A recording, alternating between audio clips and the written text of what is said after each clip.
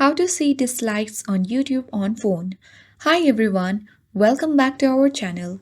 This is Rose and I will guide you to see dislikes on YouTube on phone. Without further ado, let's get started. Open YouTube app on your phone. And you need to find the video where you want to check the dislikes.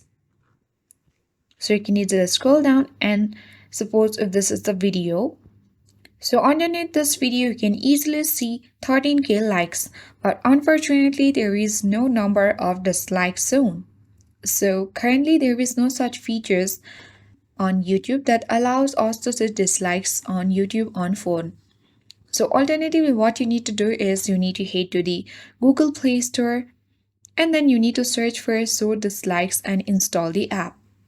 You can easily check the dislikes from show dislikes application and go back to YouTube and check the likes and views match the app's data.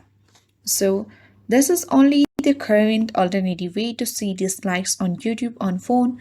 I hope this guide was informative. If it was, then don't forget to like, share and comment on this video. Thank you for watching and I'll see you in the next video.